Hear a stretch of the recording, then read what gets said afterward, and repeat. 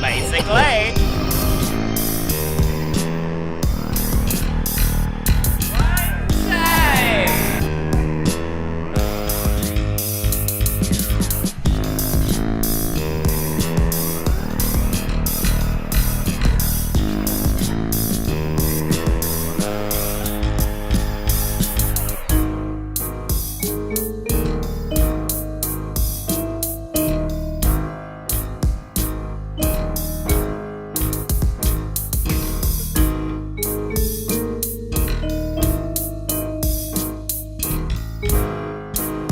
Well, hello. Hello. Oh my goodness. Oh my god. Oh my god. Let me turn that down. Okay. I just don't want to be too loud. Hopefully that should be fine. What is going on? How are you doing? Hope all is well. Welcome to day 120 on the 8th of February. Just kind of wanted to go over a couple things, notate some things. I'm kind of proud of this 3D print I did. And I forgot to make my coffee, which is kind of why I'm running late. I know I said 1:45 and I'm really late. But like so many issues can come up with computers randomly. If you're any kind of a tech person, you know what I'm talking about. So I'm having one of those kind of days also. But I think I got everything kind of going for the most part. But so the other night, about 11 o'clock, power goes out. Crap. The light schedule's from 4 p.m. on, off at 4 a.m. Now you can do the math, I think.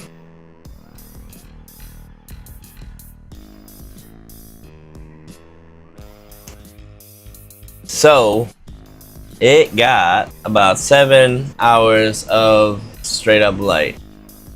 And then badoosh. Now I'm freaking out. Like, alright, maybe it'll just jump right back on real quick. Cool. Nothing. Going past midnight now, nothing, and I'm freaking out. In my head, I'm kind of trying to do the math here, like, okay, well, I guess, you know, it got a decent amount, and there are people who will have the light on and off, or, you know, they'll have the light off for way more, you know, 6 extra hours, 18 hours. They just like it off longer. You know, if I were to be growing this strain over and over and over again, and I would try some experiments like that. I'd do a couple runs at 12 on, 12 off, then, you know, 18 off.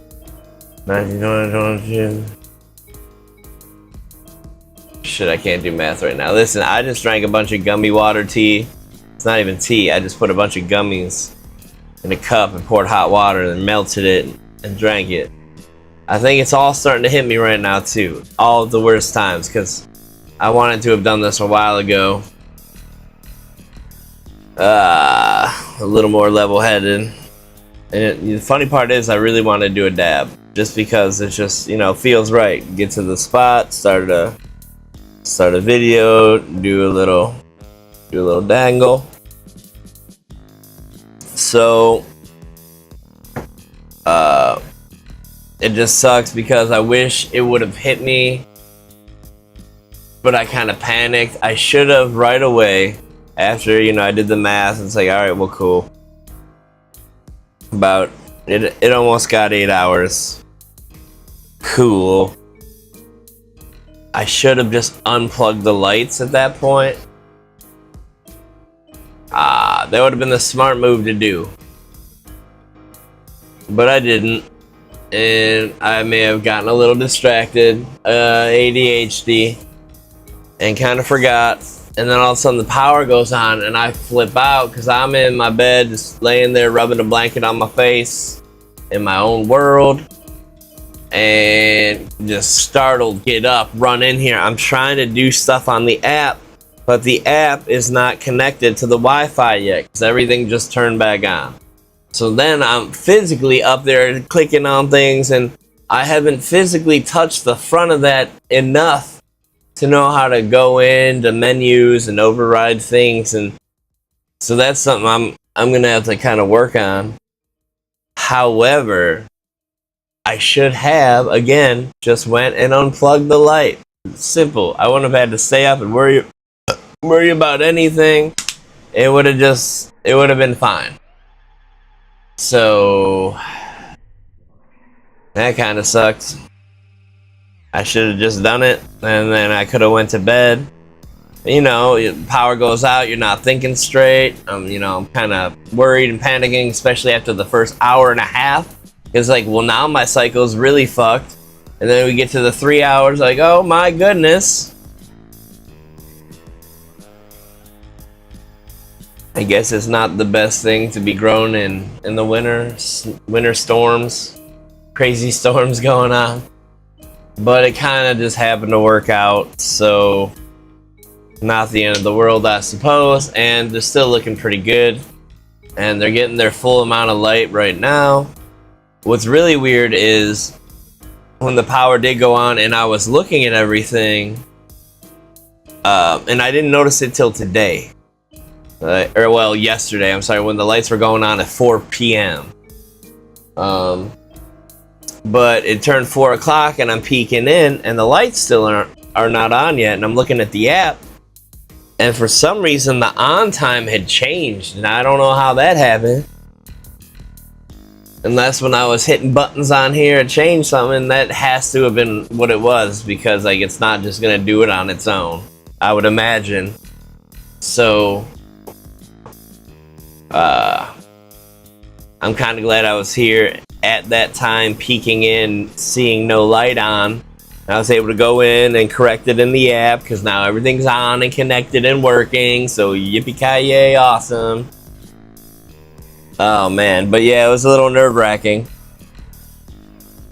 Before I open up the tent, I kind of just want to go over this other thing. So I won this thing.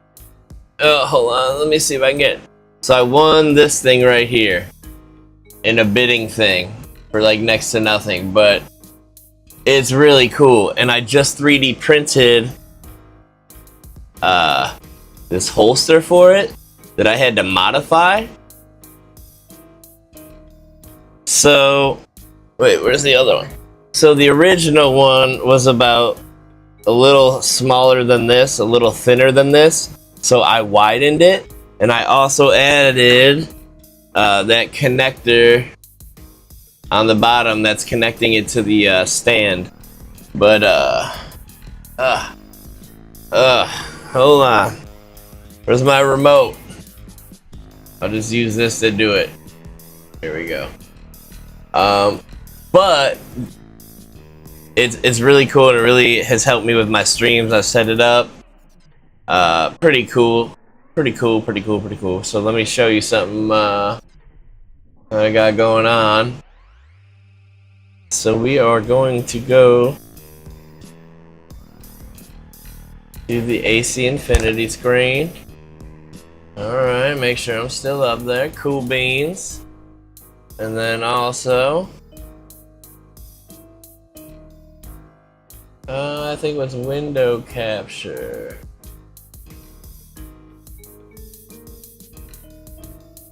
Not sure which one it was. Okay, so yeah. Okay, so this is my Tinkercad, and this is the thing that I just printed up. It's let me disconnect everything. So that's the bottom piece I kind of added to everything. So I got the main piece kind of put together first, and then I added this guy, this pink piece. So let me zoom out. Let me disconnect everything again.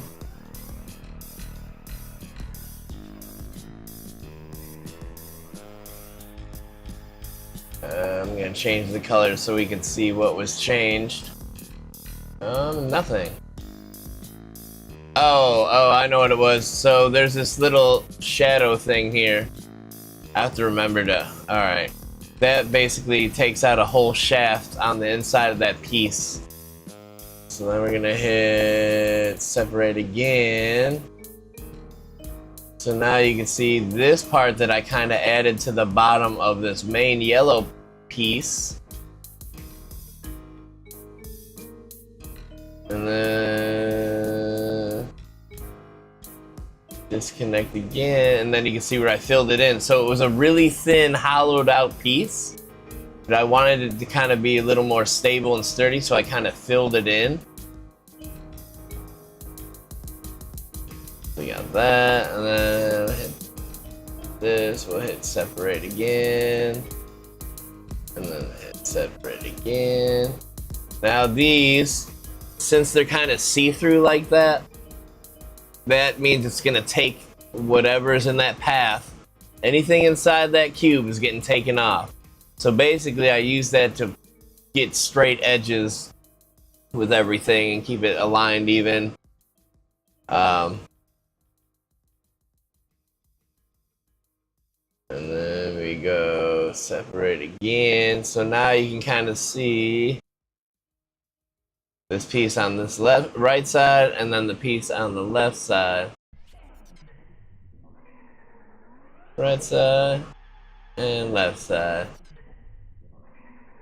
But yeah, and that's how I kind of made this thing. And then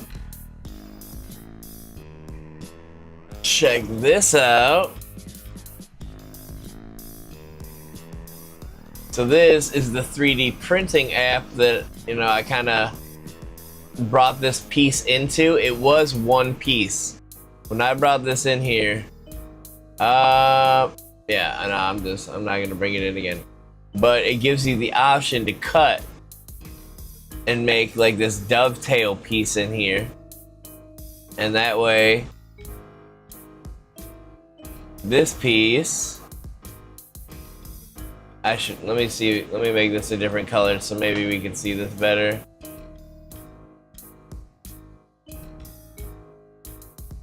Alright, so anyways, so that basically just slides into the bottom of this piece. So what's cool is when I put my device inside of this here, I can now either set it, because it's flat, I can set this on the desk and still use this on my desk, or I can slide this piece over here into it, which I did, and I can screw it onto my camera mount, which is what I did. So, you know, anytime I can just slide that right out, and I just set this piece on my desk. And the holes still line up with how it hooks up to the thing, so that was pretty cool. But this literally just got done printing not that long ago, and I was really excited to put this together and use it. Took a little bit of sanding, especially for this, you know, this piece that's highlighted right now. Just because, actually I could show you. Let me slice it real quick. Because this thing had hella supports down below. Any kind of floating island. Here, let me take this down a little bit. Let me zoom in. Alright, so you can see all these layers. And I can actually... So that just kind of shows you the path that it's going to take to actually print this whole thing. And this will show you the entire layer. So if I zoom out, and then I can kind of go a little bit faster with it.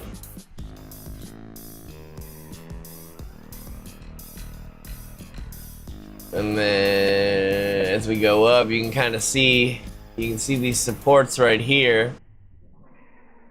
They're really all around. And now there's nothing even here yet. This is the part that looks all crazy. Wait, hold on, let me see if I can get a good view of this. So let me go down a little bit. So you see it starts as like this little rim. Kind of goes inward a little bit, and then these two weird things. So this part actually got fucked up while I was printing it, and these parts didn't stick and kept flopping all around, so I actually had to pulled a lot of this stuff out. But then I kind of lost track of it, and then this stuff kind of got stuck and built up, and it actually still ended up working out. But you can kind of see how it makes all these like weird little patterns, and then it does the straight lines. It kind of builds its base. And then we go up a little more. Now it crosses it. I did the cross it. You could pick how you wanted to do this. And I made sure it crisscrosses every time because I want this to be like really strong. But like you can see. Whoa! Hold on. But you can kind of see how it kind of builds up. It's pretty neat. But this is literally how it printed it.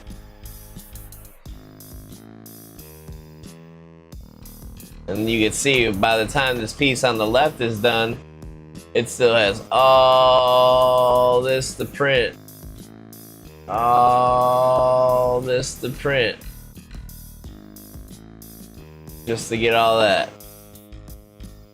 But yeah, I was really excited. And it actually, you know, aside from having to sand it, which I knew I was going to have to because of the supports, I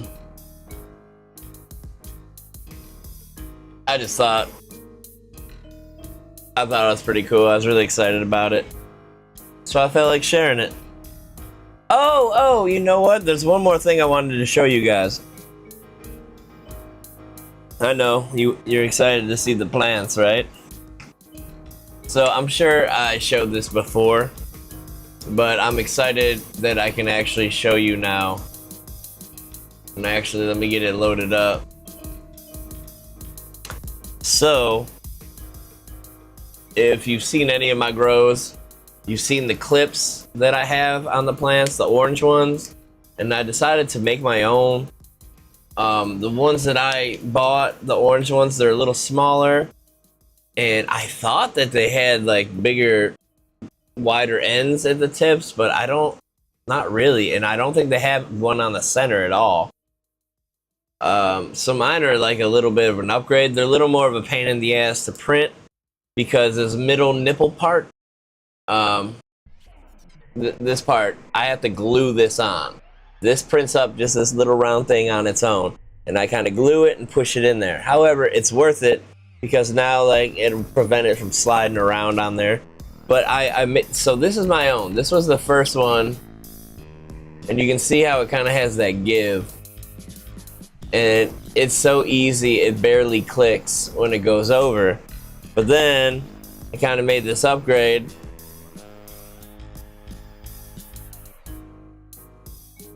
And it's solid, and it clicks hard, and it clicks into place.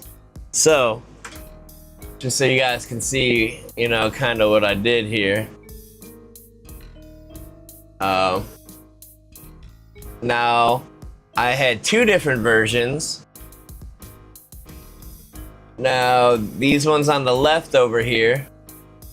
Okay, it does show my mouse. Cool, okay. So these two on the left are the same. One, I kind of connected it to see what it would look like. The other one, I kind of have it separated so I could work on the spacing and the parts.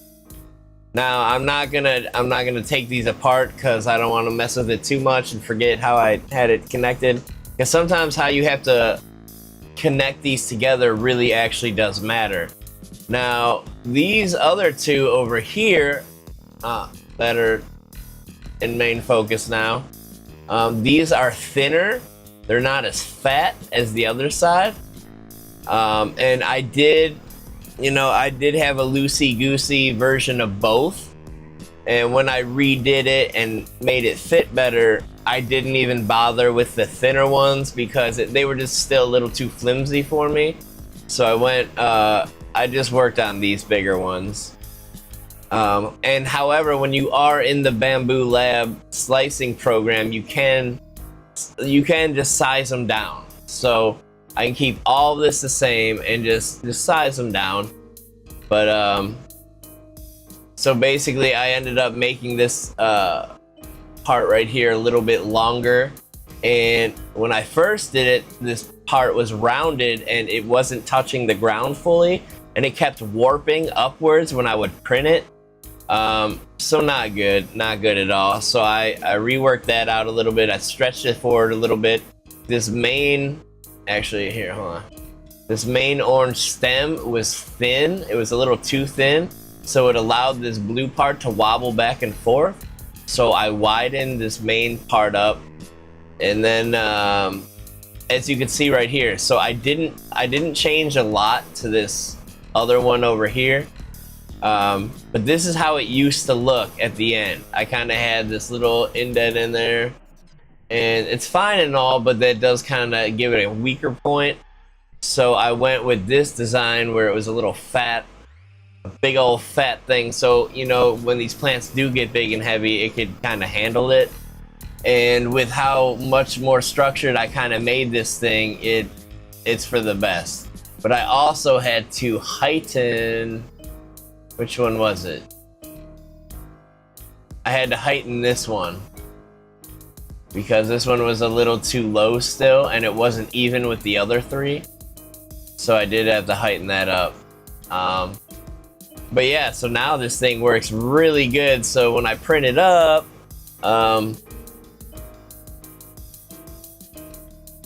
it just works out really well. It works out really, really well. I really love designing stuff and trying to figure problems out. And again, that wide thing was supposed to be thinner than this. Or, well, the original was a little thinner than this, and it was just supposed to be something that hung out in the center, and it just did not. And like you can see how it's hollowed out. So when I was showing it off, I filled this in because, like, even though this is PETG, it's pretty solid. It is still solid. Don't get me wrong, but I don't want to give. When I make something, I want to make sure it lasts. So even if I drop it a bunch or whatever, it's got a solid backing on here, and I know it should just be fine. Plus, when I was printing this one, this is the one that failed in my one other video while I was live and popped off, which is why you see it's not done. But having it filled gives it more surface area to kind of grip that 3D printing plate. However, I'm gonna show off these plants, and then yeah, well, I'll talk about it when I open this up. So let's just get this opened up, and I do want to do a dab, and then we'll talk plants. That's what we'll do. That's what we'll do. About to get bright up in here. What it's gonna do.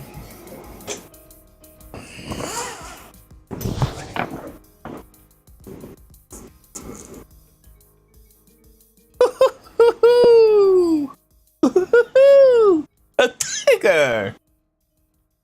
Oh man.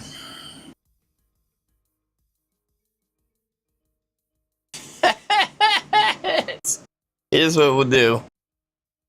Here's what we're gonna do. I'm gonna zoom in on that for you. That sweet bit of loveliness down there. While I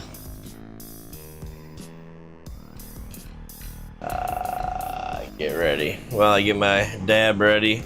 So, when I got the reservoir set for week 1, because I'm gonna try to stay week to week with this feed schedule.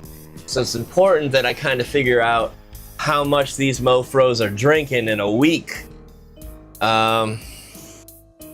And I found out, and boy oh boy. So that is one of the things I wanted to bring up and talk about. Let me get my journal, because I just want to make sure I quote myself right for this in here. Okay. So when I made the reservoir, I put 6 gallons in there, and in 3 days they drank roughly 4 gallons of water. So they drank about 1.3 gallons a day, roughly. And you know, with 4 days left, I had to do the math. 3.2 gallons. I only put about 3 in there. So that's 9 gallons in 7 days. That's crazy. So these things are gobbling up water in a day. They are drinking. Hold on a second.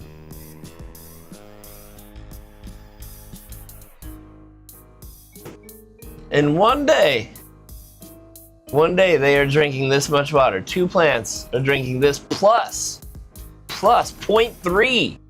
1.3.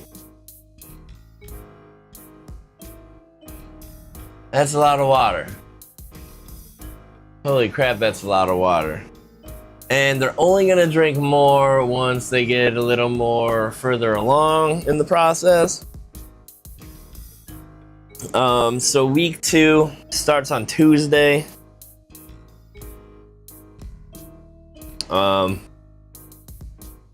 So Monday night we'll see where the reservoir is, and either I'll do it that night, or I'll do it Tuesday after I get home from work when the lights come back on and all that jazz.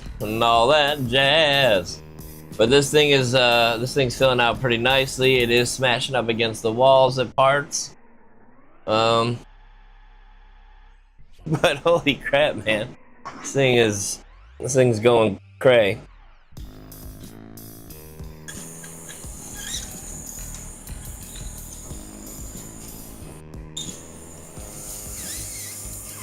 Sorry, I'm doing my dab.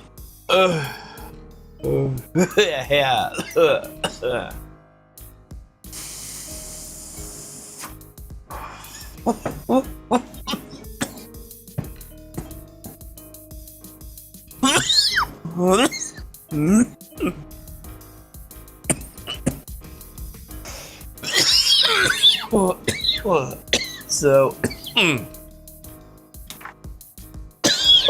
holy crap. Let's get a close up.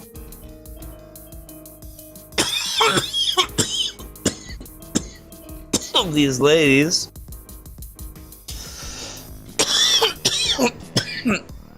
So somewhere, I'm zoomed in. Hold on.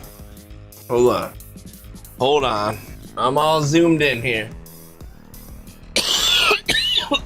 Let me unzoom this bitch. Okay. So somewhere, look at this thing trying to escape past that cable.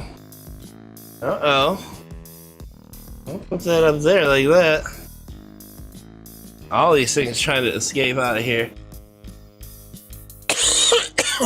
But I saw pistols on another one somewhere in here. Where did I see your pistols at? Where did I see them?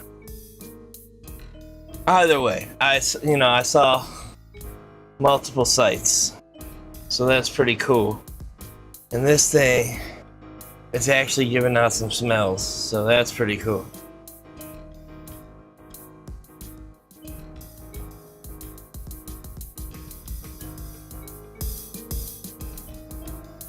Let me get my hand in here. Like, dude.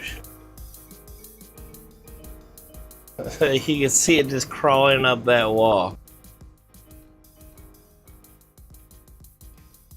It's just like, yeah, you know, we're just gonna chill on the wall, hang out, see what's going on.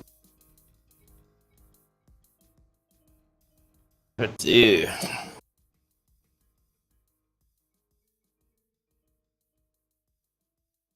it's looking pretty spectacular.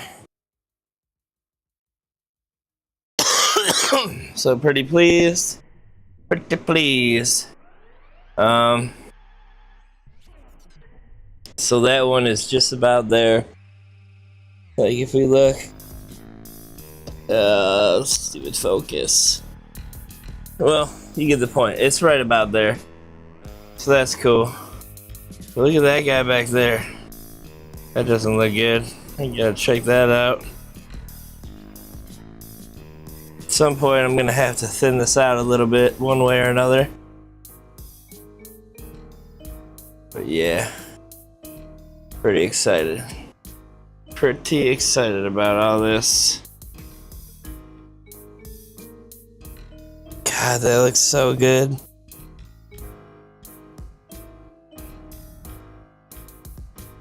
That's pretty uniform. And that's pretty fucking uniform. God, that looks so crazy. Seriously, yeah, the guy. Here we go, this will probably help. Now we see it back there. See, it's right at the tip. This is sweet. Yeah, I gotta get some ties so I can tie some of this up. Get rid of this guy. Not doing much good down here, all this stuff. See, this is stuff we gotta get rid of because it's doing no good. Just gonna use up nutrients rather than help and add. My thing is that I'm worried about, this thing is so thick. Like, I'm gonna have to like somehow try to do this before I put this in the trellis, I think. Even now, I don't think I could twist this thing, so we'll see how doing maintenance is in this thing, because I've never had like this close of quarters with the edges before. So I'm gonna see what I gotta do here. But it is crazy. There used to be just like a solid open path over here, and now it's just like, it's starting to fill in a little bit. But hot damn, that corner over there is out of control. It's out of control.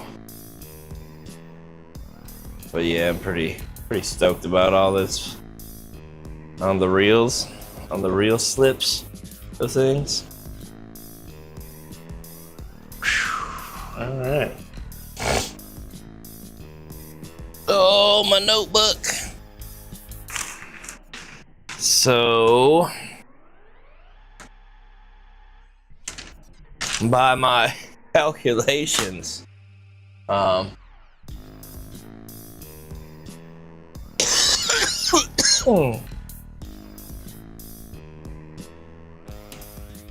that reservoir should last until Tuesday. I should check it because I wanted to do that before. And then I ended up not doing it to the very next day, and it was dangerously low when I did look. So, oh man, this thing's hanging down. This thing's getting heavy. This thing is getting heavy. But no, for real though, it is. Like I'm getting wafts of awesomeness. It's not like anything hardcore, but it's just like, hey, here we come. But like, it's there. Oh, this is gonna be fucking insane, dude. This is gonna be insane.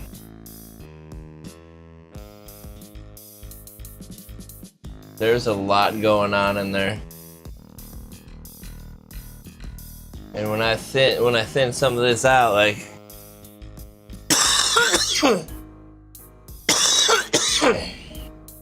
holy bejesus.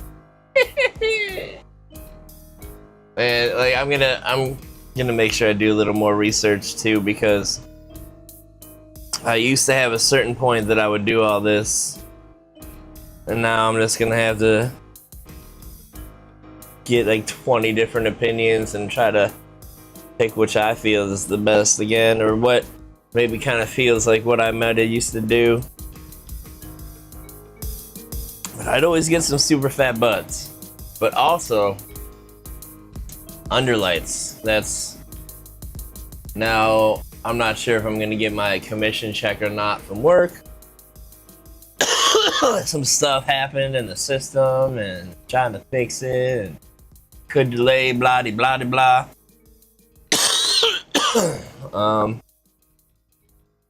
But yeah, once you know, you do kind of a thinning out, so to speak, and then you just let all the buds get all that light. That's the time, you know, throw on those underlights.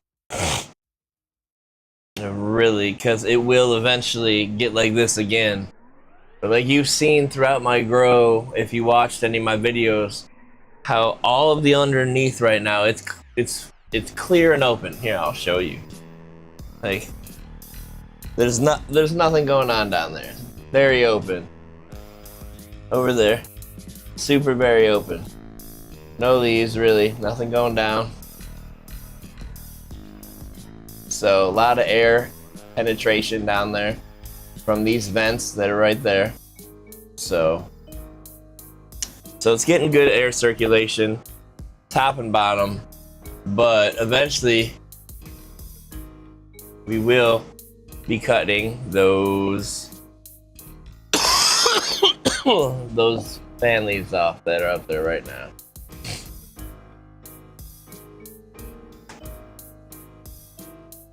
And it will be glorious, because at that point you're just gonna see nothing but white spikies everywhere, just pistol peats everywhere. That's like the best part.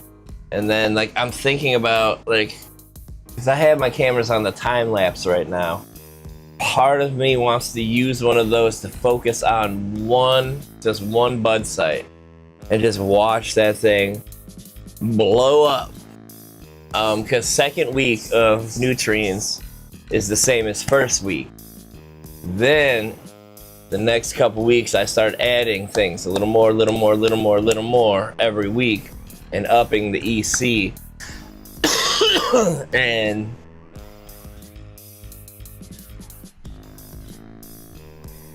because right now this plant is just like in transition mode. Obviously for those 2 weeks, probably that's what's going to be going on. Little pistol peats are going to be forming, little calyxes, and then all of a sudden it's going to start stretching horde. Oh man.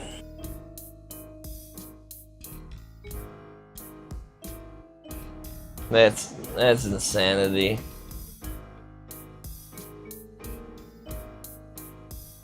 I just hope they reach the trellis in time. Like, how crazy would that be if these don't even stretch anymore? I know that's wishful thinking though, but it's like, these might not stretch too much more. That's a lie. These things are totally gonna get crazy. Like this one right here, this one's going hard with the stretching for sure.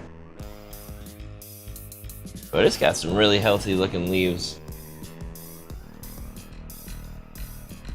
It's got some rough looking ones, but it's got a lot of really nice looking ones too.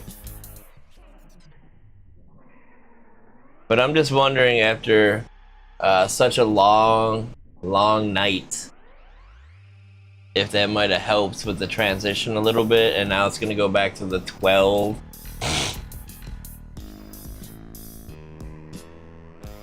Like, I wonder if that boosted anything doing it that one time. Man, this leaf is getting big.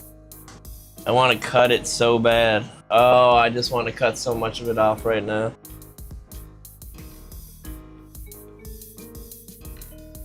I just don't know if I should. I gotta do some research. There's some research. Luckily, these are my off days. I ended up missing work today because of this shit in the power and just wanting to make sure. You know, when you put a lot of time and effort into something like this, it's you know, it's kind of a big deal.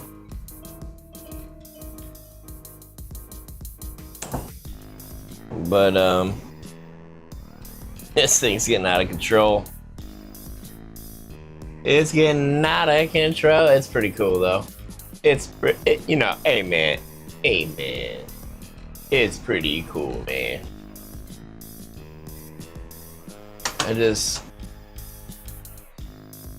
Man, I love technology. I really do. It could really suck, but it's pretty cool. Like, dude, just for my program. And I wonder, wait, let me change this to the highest bit rate since you don't have to look at my mouth talking. Let me change this focus and see if I can get this. Oh wow, it actually, with automatic, it actually, oh, maybe not. Let me turn automatic off.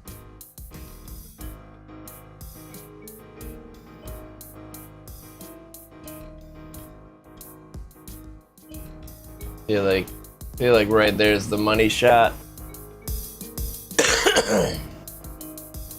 I should probably close this. I do want this to soak up as much light as possible, but like, if you watched all my videos, usually I do this view from the camera every time, and you have to have noticed. Oh man, that back right corner, that looks crazy. That looks really up there.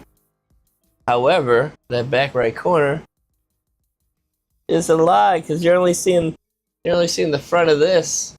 That's not even the back. The back is dipped down. That's crazy.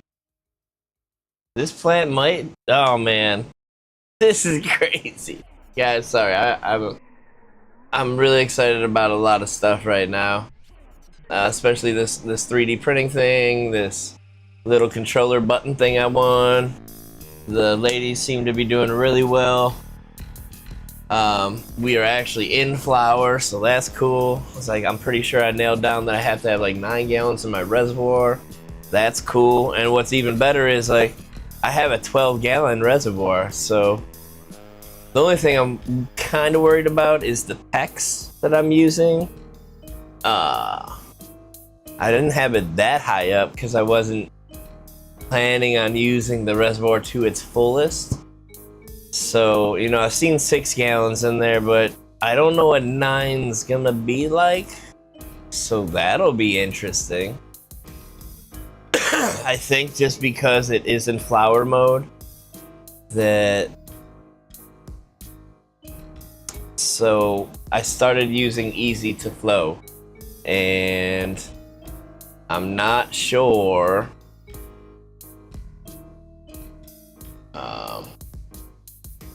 I'm not sure if I should Tuesday or Monday, this coming up Tuesday or Monday, I'm not sure if I should close off the reservoir, clean it out, get it going again, open up the water flow pump a little higher. I'm sure that's what the issue was, because it's like an earlier video I was mentioning how it's not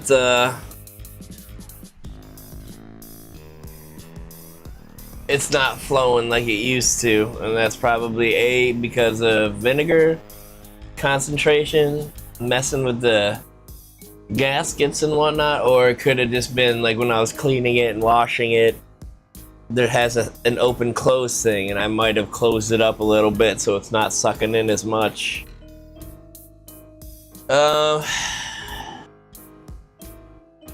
So because of the easy to flow, technically you don't have to like fuck with it as much, because these bioenzymes in there kind of do all that while it's in there. You just let it hang out, and it eats all the biofilm. It eats all the the salts and the bad shit in there. I think it eats the salts. I don't know if it eats the salts. Don't quote me on that. Or maybe does something with the salts. I don't know. I'll have to do a little more research. But what I do remember taking away from everything is that you just, you have to fuck with your reservoir less. Now, I mean, having to mess with it once every 7 days, I feel like it's perfectly reasonable and acceptable to just take it off, clean it, give it a thorough scrubbing down, flush the lines again, which you're supposed to do like every 7 days. So, get rid of that buildup and whatever's still sitting in the lines, maybe.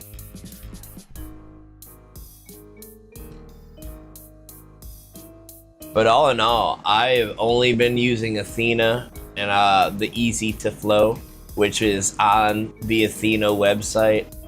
So it's straight through Athena.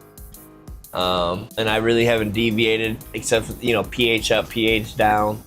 But you need that from wherever anyway. Oh, other good news, my AC Infinity pH EC meter thingy is coming, so I can just shove that in my reservoir, hook it up to my system up there, and then I can just kind of set my phone up, and I don't have to stick my hand in there anymore and try to measure all this stuff. I could just leave those things in there. Hopefully, these are brand new. I pre-ordered it and they just shipped out. So these are brand spanking new to everything. I ordered this in December of 2025. December 28th, I think, is when I ordered it. But it's just shipped on the 6th. But all they did was print the label, so technically it really hasn't even shipped yet. Whatever. It's on the way, sweet. Hopefully it'll be here by the time I change the reservoir again on Tuesday.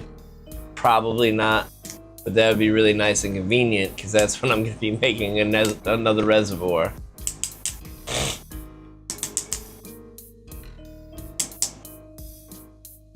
Oh man.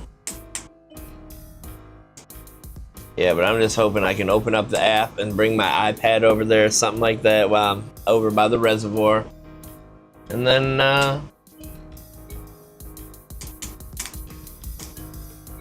start throwing stuff in there.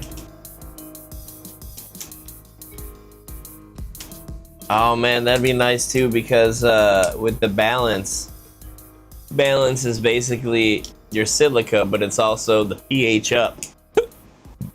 And you're supposed to, anyways, when you make the food, use so much one time and see what levels you're at. And from there, next time, you gotta add a little more or a little less to be where you need to be pH wise, so you're never guessing. But either way, you're gonna need meters, so. But it's gonna be cool though to actually, cause how I do it and how I'm gonna do it is when I clean this reservoir out, like I'm gonna shut off the lines, take the thing to my bathtub like I've been doing, clean it out thoroughly, depending on if there's salts or not, which there probably shouldn't be if the enzymes are doing their business. Or whatever they're doing in there. Maybe there will be salts, I don't know. But there shouldn't be biofilm and stuff, so that'll be cool. That stuff, like almost cement sometimes without vinegar. With the salts and whatnot. Anyways, but yeah, so clean out the reservoir, dry it up thoroughly, make sure there's no outside water in there still. I use so many paper towels when I do this. Probably not the greatest thing, but it's what I do.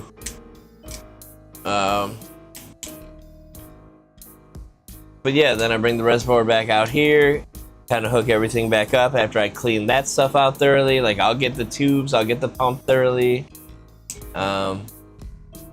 Go through a couple gallons of distilled water, just cleaning my stuff every time now. But that's fine. But I think, yeah, so I think I will just clean it Tuesday, Monday, whatever day it's empty.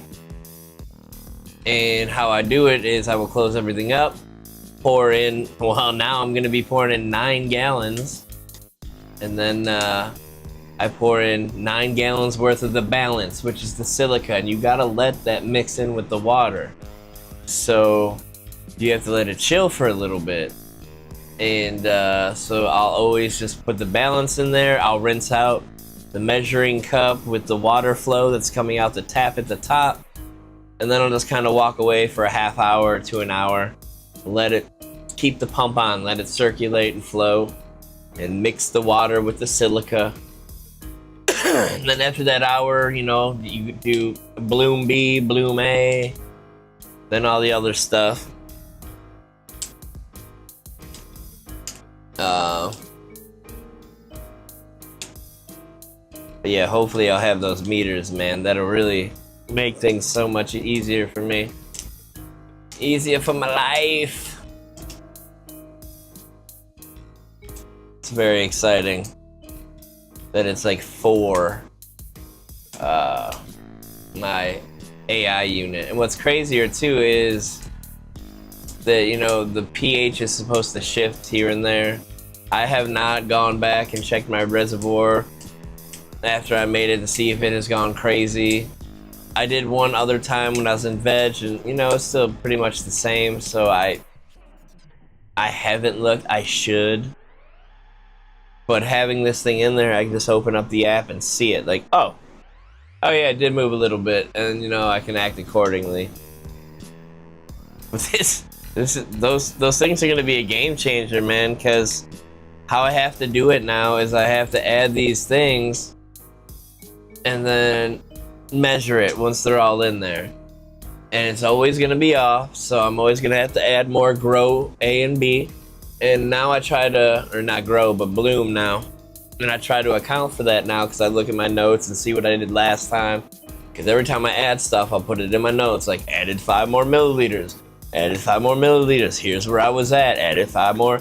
So I can kind of see, and that's where having a notebook is good, because I can kind of see what I had to dial in and where that kind of takes me. And for veg, it's different, and for bloom, it's different. But with this, while I'm standing there, I can just do like 5 of the one, give it about 30 seconds and let that kind of circulate, and then do 5 of the other, and I can just look right at the numbers on my phone and be like, okay, all right, and then just do a little more while I'm there. So I can like really, it'll be so much easier to kind of dial this in. However, it'll probably be making taking notes a little harder, because I'm just going to be looking at those numbers instead of doing 5, writing down that I did 5. Here's where we're at now at 5, did another 5 more. Now I'm just going to add it normally, see where I'm at. It's like, all right, start doing it, doing that. Wait a minute, I gotta do a little more, wait a minute. And it should be really easy and so quick to dial it in. I'm assuming. These are my assumptions. To be determined. But man, I cannot believe my eyes.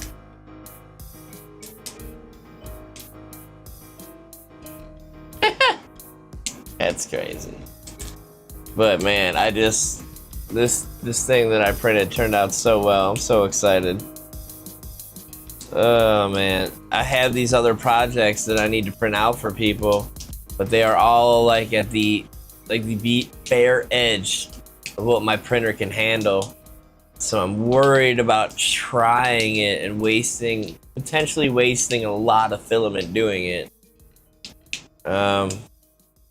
I want to get the Bamboo H2C, which is big enough and it has laser engraving and cutting and all sorts of good shit. But I just, I need a little bit bigger of a print bed to feel super comfortable like printing something like the thing I designed. But he plays frisbee golf, and I don't want to get too involved in what I made yet. But that app that I was showing you the other things in, I have a couple designs in there of things. and they're literally ready to be printed up. Like, I just have to put them in there, figure out supports and all that good shit, and then just kind of do it.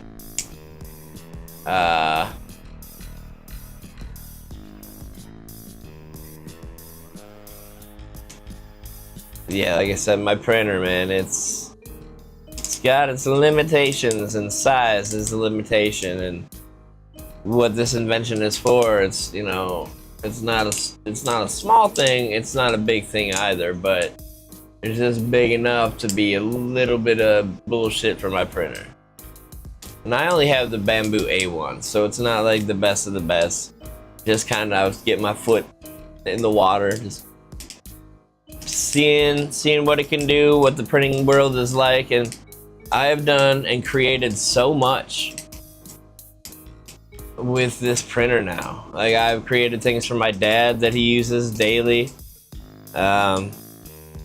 Printer, or like the thing holding my camera up right now, the bottom of those things are so stupid, and you can't, good luck mounting any of these cameras.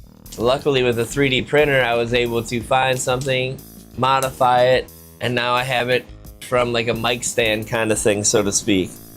So, pretty cool. And I just broke my thing. It's going hard. It's going hard on it. But yeah, I think everybody needs to have a 3D printer. For sure. And I really like, because my desk is already kind of like a clusterfuck.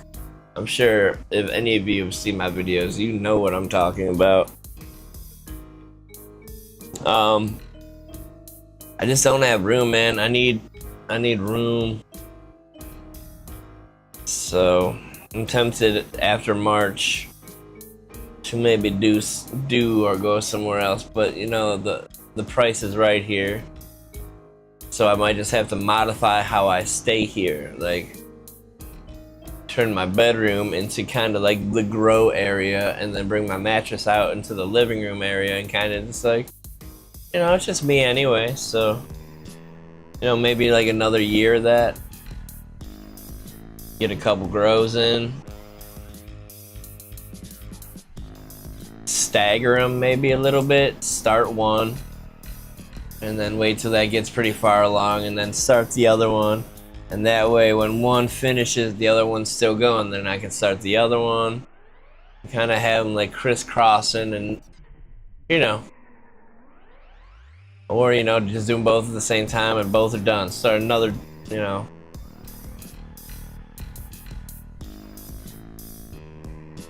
I could see it getting really confusing, having one be on veg, one be on flower. And I don't know if I have the capacity for all that jazz. No, that jazz.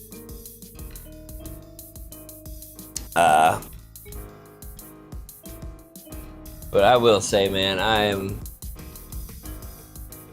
can't believe how these autopots work, man. It's just like cheat codes. If you've ever played a video game, it's like cheat code God mode. It's like, hey man, here's this little plastic tub, just put this stuff in there, and as long as it's at these levels that are in this chart right here that we're gonna give you, everything should be perfectly fine. As long as you know your humidity and temperatures and blah blah blah, you should be perfectly fine. Okay, and that's exactly what's happening. You know, sometimes I've been a little under, but I'm still figuring this whole thing out. And you know, there have been a couple of things that I've done wrong, but I know better now, and I have my notes also to remind me. But next time's gonna be a whole different game, my friends. In fact, I might only just have one of each in each tent. Just one.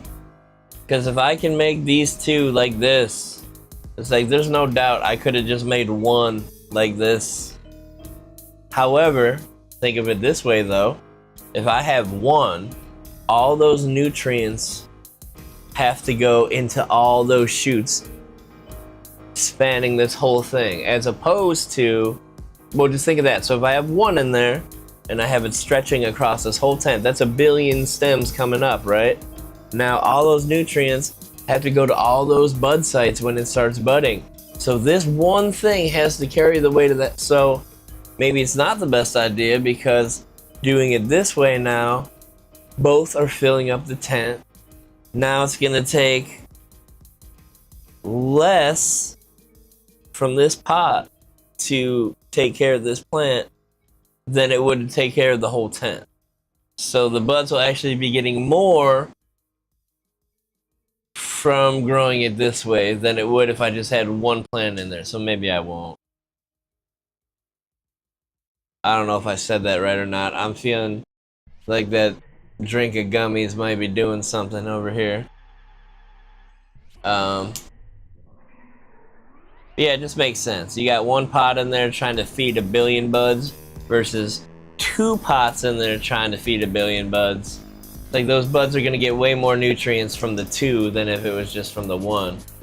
However, I think everything would grow more evenly from the 1, because you could, you know, some could happen to the other one, have a problem, but like they say, don't put all your eggs in one basket. So caveats. Pick your poison, pick your poison. Anyways,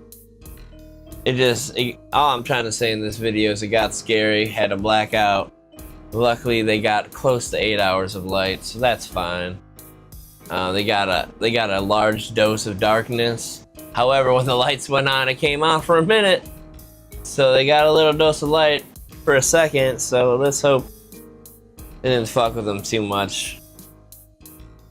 Poor ladies. They're just trying to figure it out.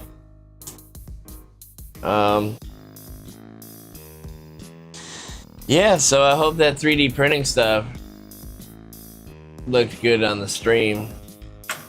I've been trying to like share that like so many different times, like holding the camera to, like, yeah, it was just not good. I should have just done it like this. But I'm gonna say, once I kind of lube up my machine, because that's what I gotta kind of go do after all this, kind of probably shut this down, and because I do want to get something started.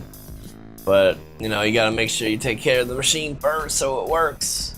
But I do want to print up a good army of these clips, and it's so cool how I printed these too, man.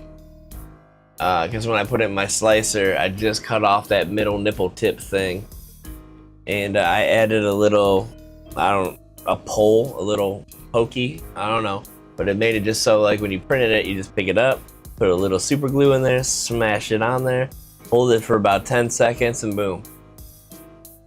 Solid one piece. I tried like ripping, like I just full force tried to rip this middle tip off. Did not come off. Like, I really tried. I'm not super strong or anything, but I did try hard. So this thing is sealed. But yeah, I print this in three pieces: the left, the right, and then this center nipple thingy. But man, but like, I see where I can make a little bit of improvements. Maybe make this center clicker thing a little wider. But it's fucking, these pieces are solid, man. These are thick, and how I have it crisscross printed, solid. So I am gonna print up like a gaggle, a big army of those things. And if any of you guys need any, just let me know. We can figure something out price wise. These are online. You can buy the orange ones. However, I don't know if mine are better or not. I'm gonna assume they are, just because of the build, and I've used this already, theirs. However, I have not used mine, so I cannot confirm nor deny which is better or worse.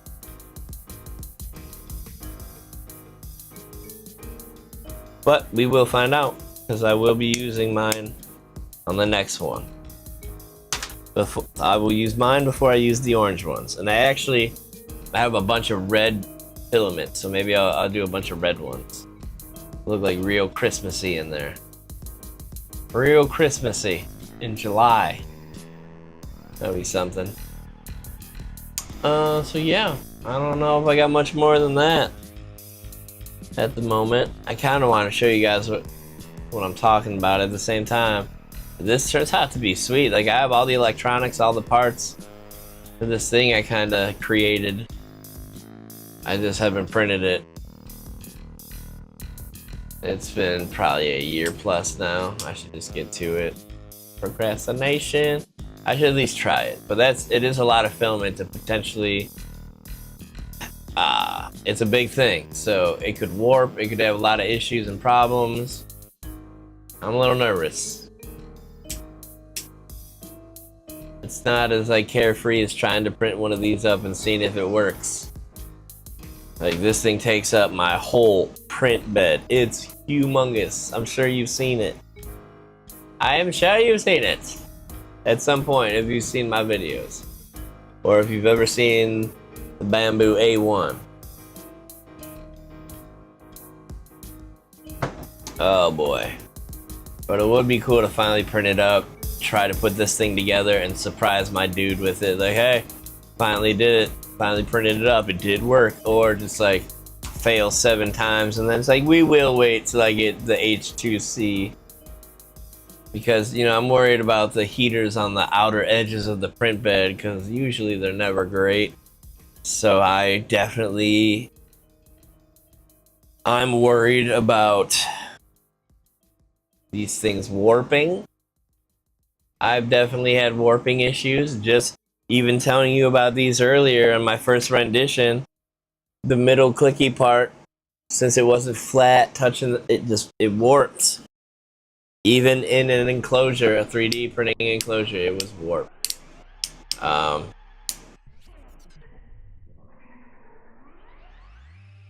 So yeah, so normally you don't really want to be printing at the edges of your bed if you can help it, especially like edge to edge to edge to edge, which is what I would be trying and attempting. There is a way to cut these things and print them in sections and halves and then re-glue them together. And honestly, like, I'm surprised that this glue held when I pulled this thing. Dude, I pulled so hard. This gives me faith in cutting this thing up in pieces and printing it now. Like, I pulled so hard and this did not come off. Fuck yeah, super glue.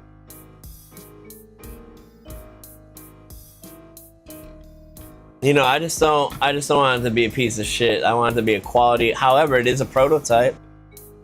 And if this super glue holds like this, if I print this in pieces, put it together, clamp it, it should be fine. Wait, what? Alright, I think I know what I'm gonna be doing with the rest of my time. So stay tuned, a lot of exciting things coming, hopefully, possibly. This would be really sweet if this works. I gotta see how much filament I have left. Most of it's just been left in open air, so it is not dry. That's another concern. And the thing I usually use for like heating stuff, it's not functioning properly, so I gotta figure that out. I got some work ahead of me. But whatever, this is the fun kind of work. Like, I look forward to this kind of stuff, like figuring it out. Here's the problem, alright, how can we solve it? I do have a 3D printer. I can, you know, make, design, figure a way out for most stuff. Not just with a 3D printer, but that, you know. Give me a break. Give me a break. Yeah, I'm definitely thoroughly froed. Let me see. Wait, it's not showing. Okay, I just want to make sure before I go into my inventions over here. See if I can, if there's anything else cool I could show while I'm here.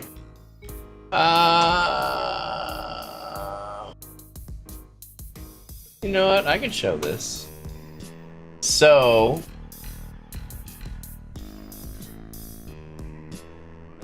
let me let it load up. Let me let it load up, load up.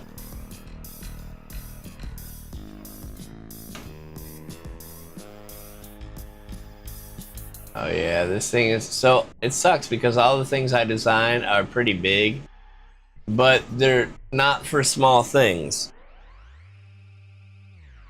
So if you guys have seen like, hold on. All right, so picture a bigger version of this. A bigger version. Like this is a good size, but still like bigger. Bigger than this. All right, just picture that. Hold on, I'm coming back. I'm going somewhere with all this. All right. So a much bigger plastic device, and within it, I'm putting a pretty good sized thing that holds 4 spools of 3D printer filament. Pretty big size. Who knew? So they actually come in handy, saving this. So the spools are roughly about this big. This is actually a spool. I ripped the end off. I need this for a different project. But they're about this big. And the spools sit, they're just like one on each side of this device, and then one on each side of the device a little further up. So it's kind of like a rectangular device, sort of like a long device, but it holds 4 spools of filament because my printer can multicolor print. And I was working on the device, so you don't want your filament to basically not be enclosed in something with desiccant in there that pulls moisture from the air, because just sitting out, this plastic filament will absorb moisture from the air like nobody's business, and you don't want that when you're printing stuff, because your printers, your stuff will get all stringy and stretchy, won't adhere right, won't go through the nozzle properly. So the thing I wanted to do was I was going to put the 4 spool thing into this container, close the lid. I 3D printed something that goes on the side already. Now from the 3D printer spool holder, 4 tubes come out, and then they connect to that thing in the side of the wall that I printed. From there, 4 tubes go to the printer, so there is no outside air getting inside of there, okay? So now everything is enclosed, everything is sealed. The only time the filament will see oxygen basically from outside is when it's actually printed outside the printer. Now what I made, let me get in there with my little device here real quick.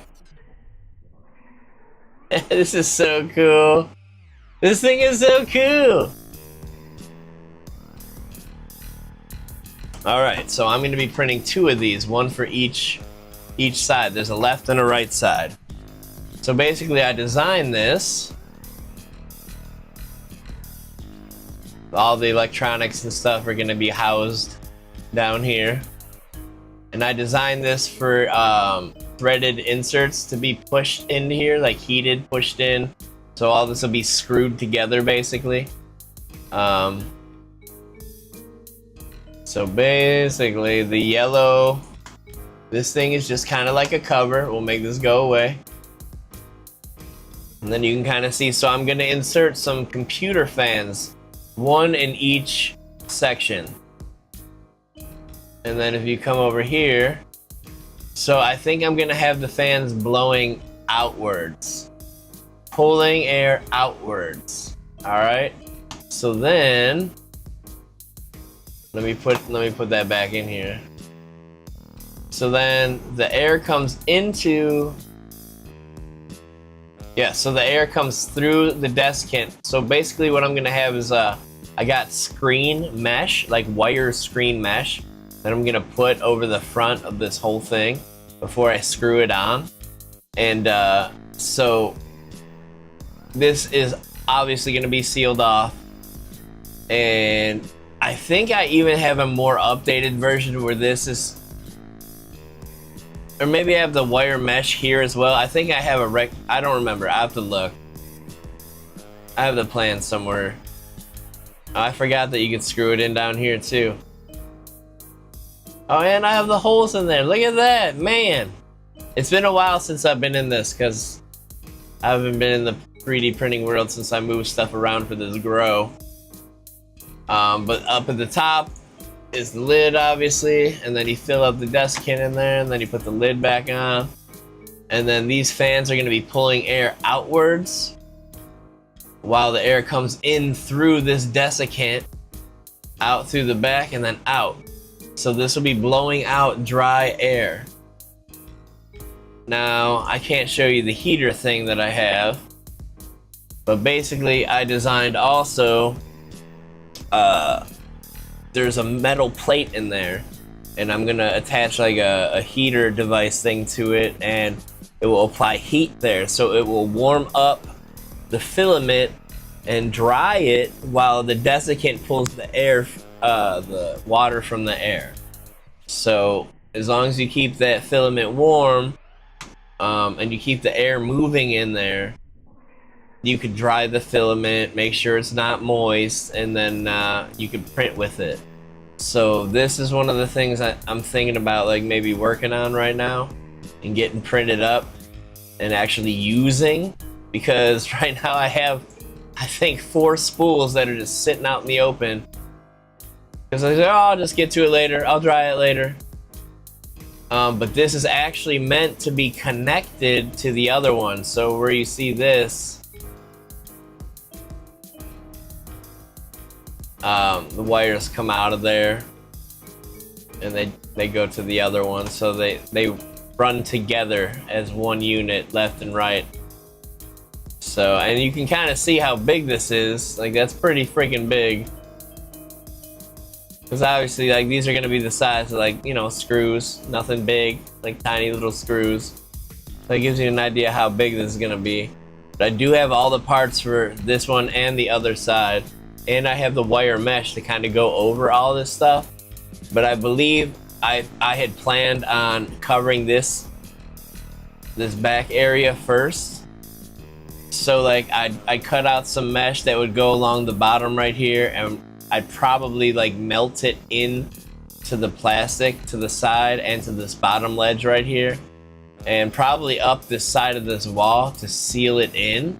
So then when I pour the desiccant in here, it doesn't fall into this compartment. Obviously, it's gonna be little bits that fall through here. So maybe I'll put a double barrier up, or I'll have to figure something out because I don't want to restrict the airflow too much. Because with the desiccant in there already, it's, you know, it's already gonna be a lot going on in there. I don't know how much the air is really gonna flow through there. Maybe if I made little sections, I don't know. I don't want to go too hardcore with it. But then I was thinking about like melting across the bottom front here. Just another grill of the wire mesh. And then, you know, you put the cover back on over it. So that way, you know, you got an entire giant compartment of desiccant pulling moisture from the air. And then at, like, you know, moisture doesn't evaporate in cold water. It just kind of hangs out in the air, or cold water, in cold air. It just kind of hangs out in the air.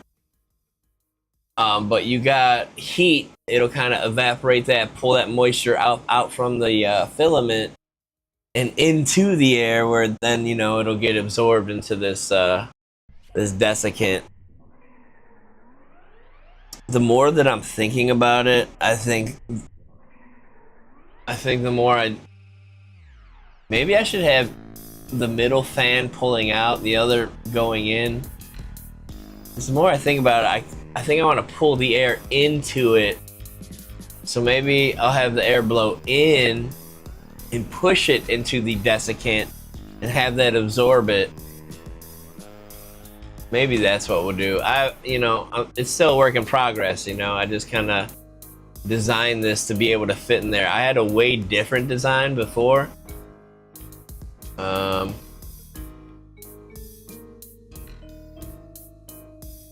Let me open that up.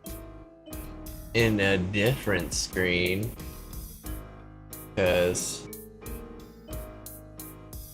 oh, this is so cool. Having this thing is so fucking convenient, guys. Like, seriously. Oh, and it worked! Oh, it worked so good! Oh shit, that's cool. Couple cool things I can show you guys right now. I have 136 plus things in here. Okay, here we go. Alright, let me get back into the groove here.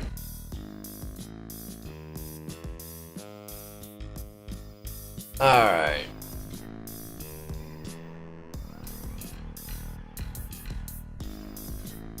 Alright, so this, my friends, this was the original idea for what you guys just saw. Look how big this thing is. This goes beyond.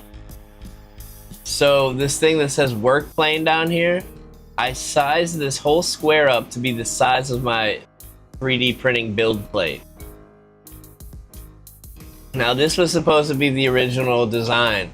I'd have 3 fans on one side and then 3 fans on the other side. And the center section was going to be where the desiccant went. Now all these holes on the back right here, these are supposed to be magnets. And this back kind of clear part is going to be the back lid that goes on it. All these little side chutes are obviously for the fan electronics. That would go to the back over here. Make this kind of go away for a minute. And then, you know, I got all these little clips in here for all the wires to kind of hold them down. These were going to be the connectors, I believe. These little, I don't know what to call them. And then obviously right here we have the power supply. And that was actually, like, I measured it. That's exactly the size of it and what it would have been like. So it would have slid right in there like that. I think. Oh, maybe not. Never mind.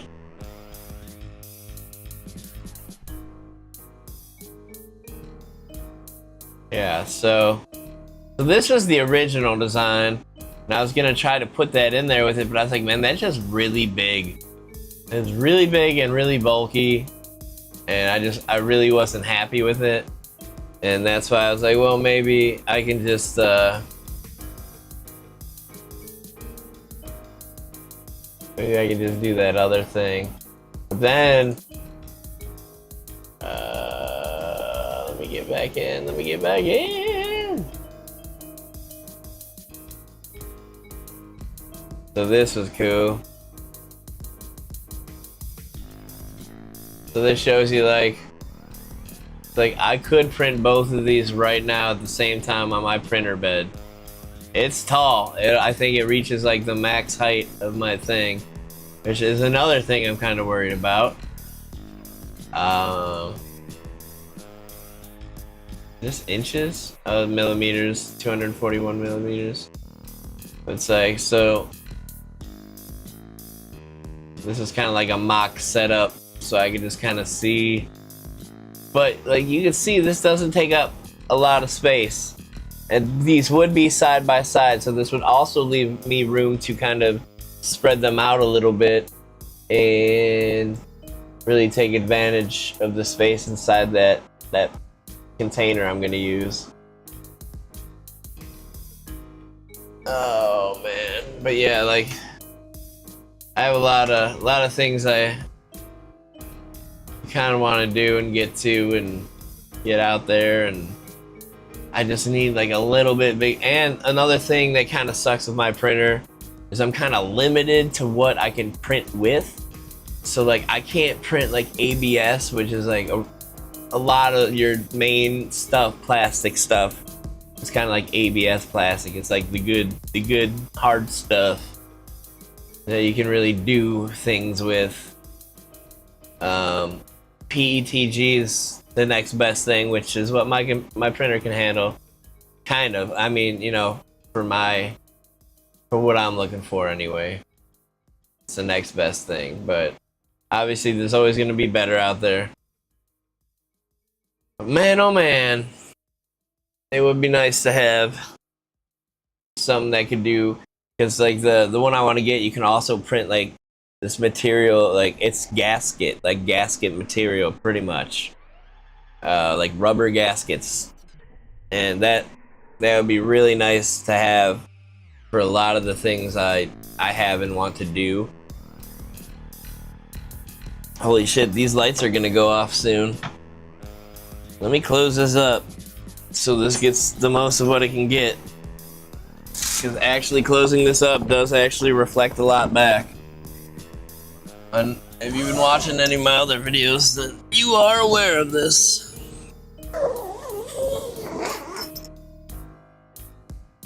Crazy.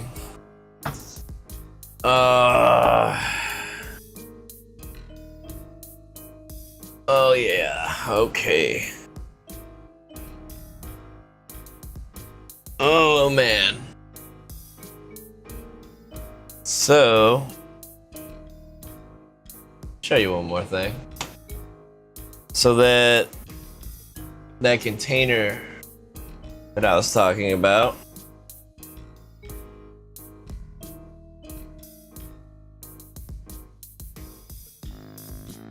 can kind of see, oh, maybe, I hope you guys caught that. It was still loading. So this is how I kind of designed it. I used to have one of the little screw-in things on my desk. Hold on, before I start getting into this, let me see if I still got it up here. Oh, I do have one. All right, hold on. So,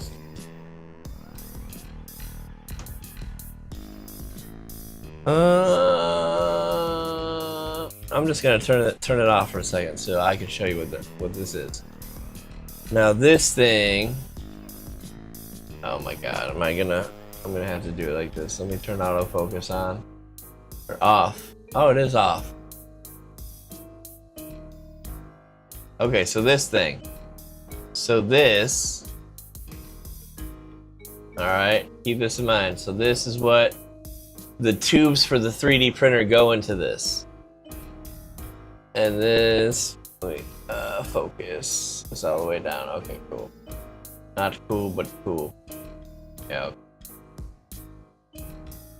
But basically, I screw this into the plastic part that I'm about to show you, and then the tubes with the filament go into here, and the filament passes through this.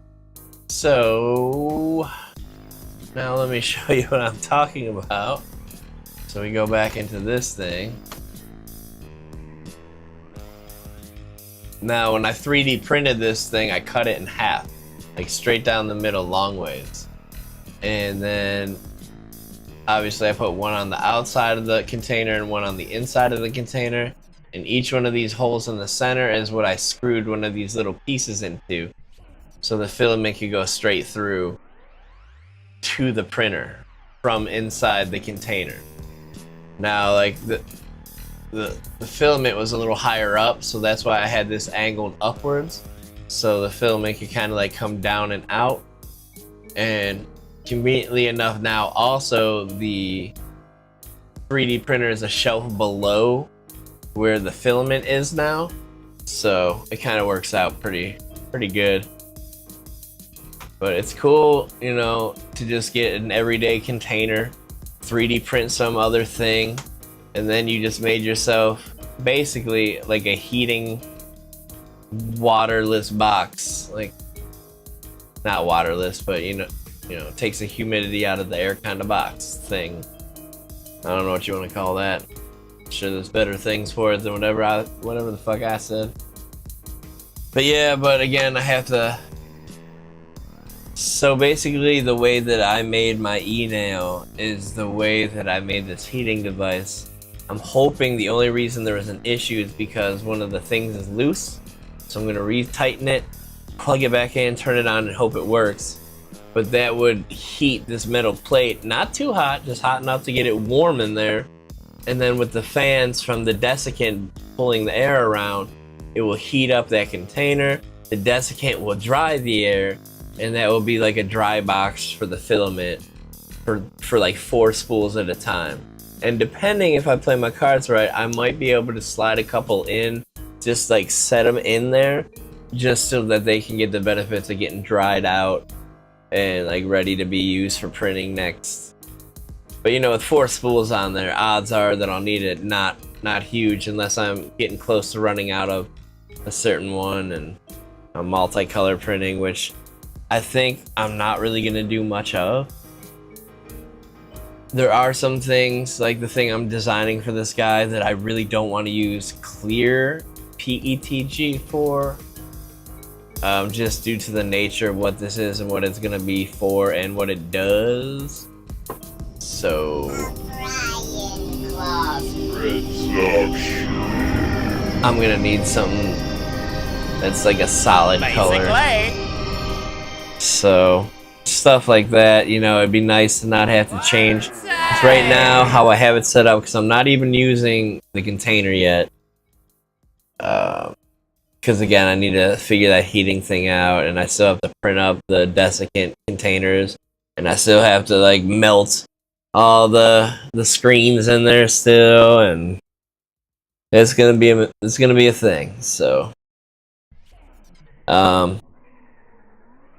how I have it set up now is I did hook the 1 spool thing up on the inside, like that comes with the printer, and I just have 1 spool at a time. But it'd be cool to have that 4 spools just hanging out, and just before I go to print it, it's like, well, I'll print this color, and then when that's done, I'll print it this other color, because 3D printing multicolor, it creates a lot of waste, and I don't really like that.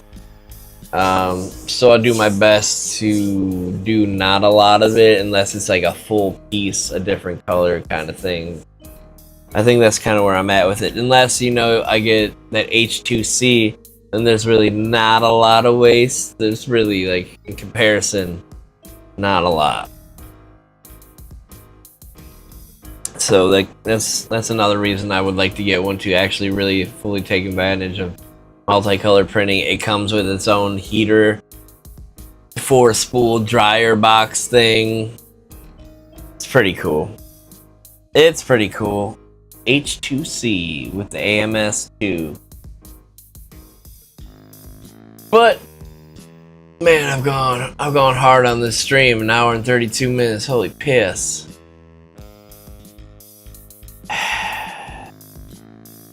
ADHD is a motherfucker, man. It really is. Scary part is I could probably do this like all day. Put me on a motherfucking talk show. Talk about shit no one wants to hear about. Holy pickles. I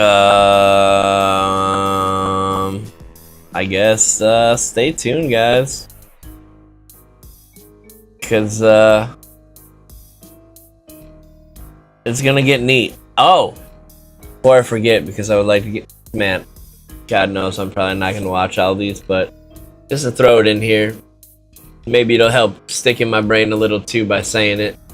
But I do want to get like a 3-way valve set up, like right by the reservoir tips, because when you have the reservoir kind of closed off at the top and you open the very end tip to kind of flush everything out, nothing comes out.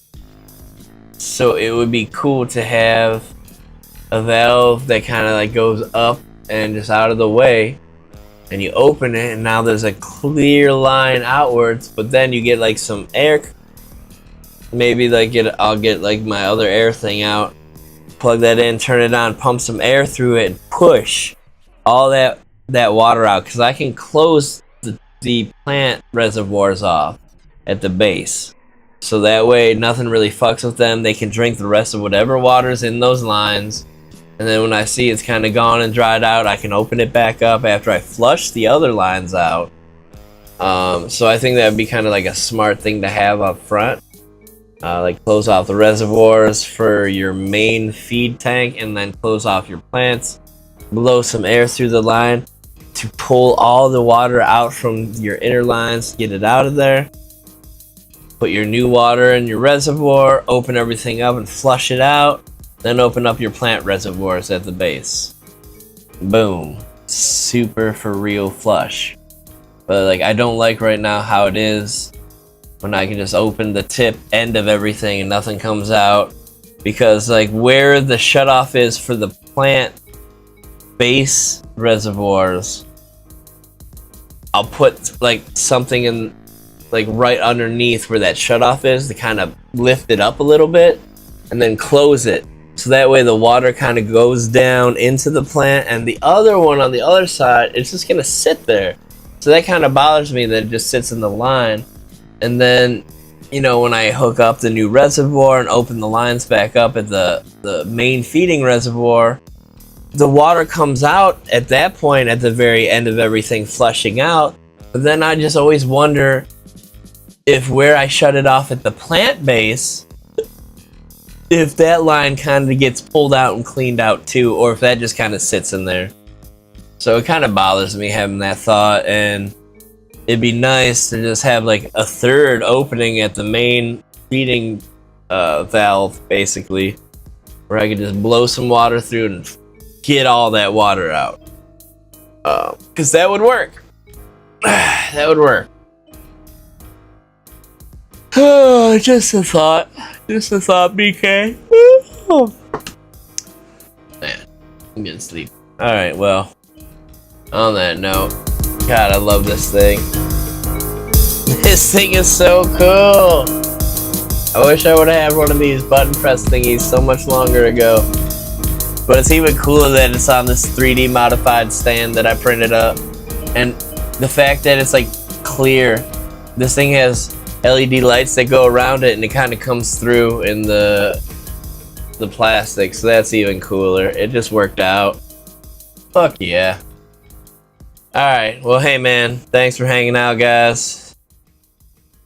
Appreciate you being here. You guys have been great. On that note, we're gonna probably like flippity doo dah, flippity yeah. You know what I'm saying? Flippity yeah yeah. Oh no, it probably did that Brian production thing. Damn it. My bad on that one. That was my bad. And I could have even seen it too, and I didn't see it. But again, I just drank a bunch of gummy stuff. A bunch of gummy stuff itching my butt cheek. I'm itching my butt cheek, bro. What you gonna do about it? Alright guys, have a good night. See you next time. Thanks for hanging out. And peace, love, and chicken grease. That's all I got to say. That's all I got to say.